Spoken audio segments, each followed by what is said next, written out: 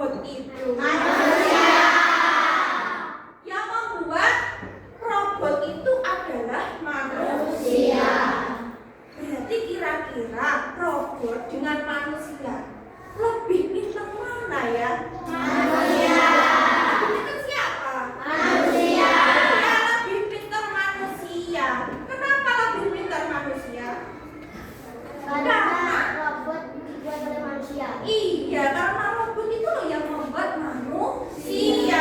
Berarti yang membuat itu jauh lebih pintar. Tapi kenapa ya? Kelihatannya kalau kita melihat robot itu kok pintar. Disuruh apa-apa itu bisa. Seperti itu. Ya. Saya mau tanya. Iya, tanya apa Mas Al? Kenapa robot bisa pintar? Iya, kenapa robot itu bisa pintar? Ada yang bisa menjawab? Karena Kenapa? Ada yang bisa menjawab? Karena betul, karena robot itu memiliki kecerdasan AI atau program. Siapa yang memasukkan program ke robot? Manusia. Buat itu kan manusia, jadi yang memasukkan program-program kecerdasan AI di dalam robot itu juga manusia. Seperti itu. Jadi robot itu pintar karena adanya program atau perintah-perintah dari manusia. Jadi kalau ada suatu perintah, pasti robot itu akan menjalankannya. Apakah bisa menjalankannya dengan baik? bisa. Bisa menjalankan dengan baik. Apakah juga bisa tidak baik? Atau salah menjalankan perintah? Bisa. Bisa.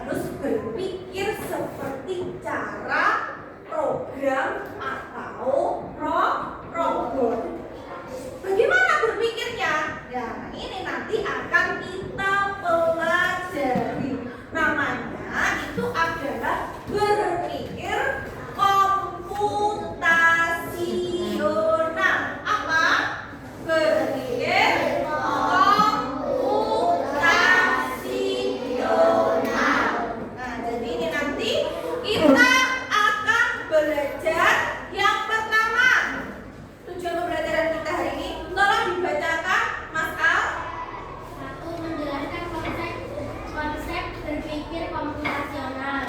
Oke, yang kedua, Mas Pijar. Menyebutkan 4 prinsip berpikir. Berpikir komputasional, yaitu ada dekomposisi, ada pengenalan pola, abstraksi, dan algoritma. Yang ketiga dibaca tengah, Mbak Ayu. Menerapkan berpikir komputasional pada permasalahan sederhana. dalam kehidupan sehari-hari. Baik, itu yang nanti akan kita pelajari. Rasional itu adalah cara berpikir seperti komputer untuk memecahkan masalah dengan langkah-langkah logis dan sistematis agar masalah selesai dengan baik. Halo. Hai. Tepuk pagi, siang, sore, malam. Nah, siapa belum berkonsentrasi? Kita lanjut. Nah, jadi berpikir komputasional itu cara berpikir seperti komputer atau robot untuk memecahkan suatu masalah dengan langkah-langkah yang logis dan sistematis agar masalah selesai dengan baik.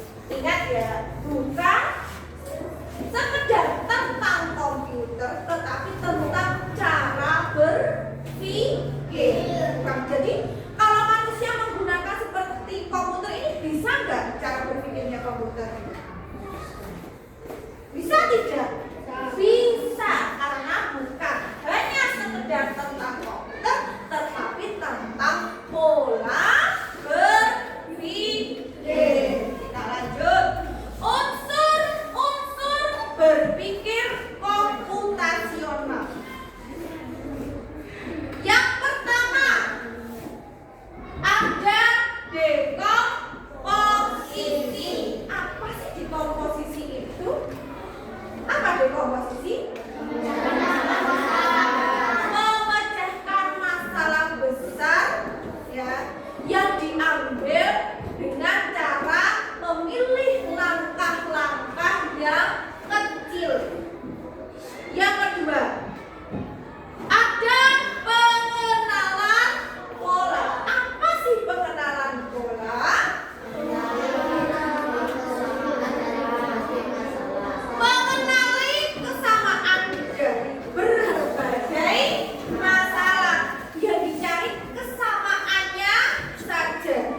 Yang ketiga, abstraksi. Apa sih abstraksi? Menyaring informasi yang penting-penting saja. Ya, yang dicari atau dipilih informasi penting saja. Mengabaikan informasi yang tidak penting. Yang tidak penting tidak usah dipikirkan. Kemudian yang keempat, algoritma. Apa sih algoritma itu? Langkah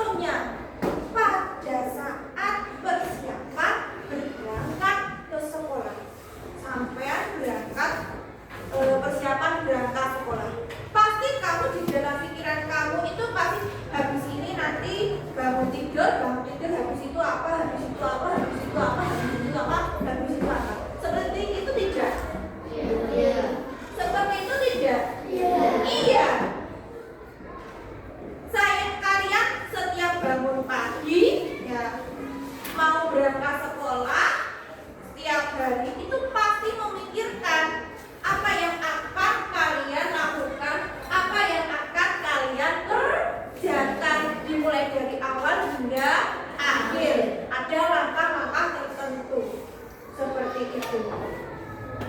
Contoh, bagaimana cara kita menyelesaikan masalah sehari-hari dengan langkah-langkah yang tepat seperti program robot? Tentunya harus menggunakan berpikir komputasional. Yang pertama, memecahkan masalah. Tadi masalahnya apa? Persiapan berangkat sekolah. Kita harus memecahkan masalah persiapan berangkat sekolah menjadi bagian-bagian kecil. Namanya apa? Dekomposisi. Contohnya, kita persiapan sebelum berangkat sekolah. Yang pertama mulai dari bangun tidur. Terus kalian apa yang kalian lakukan setelah bangun tidur? Oke, setelah bangun tidur, saya merapikan tempat tidurku. Setelah itu saya ke kamar mandi. Ke kamar mandi sholat dulu, Bu. Habis sholat, membantu orang tua. Habis membantu orang tua, selesai, terus mandi. Setelah mandi ganti baju memakai seragam. Kemudian sarapan pagi. Setelah sarapan, persiapan berangkat ke sekolah. Ada banyak sekali. Itu adalah contoh dari apa tadi? Dekomposisi. Selanjutnya, setelah dekomposisi, kita mencari hal-hal atau langkah-langkah yang diuraikan tadi. Kemudian kita mencari persamaan dari bagian-bagian yang sudah dipecah. Tadi yang dipecah mulai dari bangun tidur, kamu melakukan apa banyak sekali, itu kalian mencari persamaannya setiap hari. Setiap hari sama pasti melakukan itu kan? Setiap pagi, setiap sebelum berangkat kamu pasti melakukan hal atau aktivitas tersebut. Sama tidak setiap harinya? Hampir sama. Setiap hari atau setiap pagi hari memiliki aktivitas yang sama. Kita lanjut. Kemudian yang ketiga, setelah tadi yang ketiga itu harus fokus pada kegiatan yang penting-penting saja. Jadi langkah-langkah tadi yang banyak sekali di dekomposisi itu jangan kamu semuanya pikirkan. Ya kamu pikirkan fokus yang penting saja. Mulai dari apa? Mandi. Harus mandi gak? Sampai berangkat sekolah? Harus. Setelah itu yang penting apa lagi? Mandi berarti sudah jelas langsung memakai seragam. Ya kan? Berarti gak perlu kamu jelaskan.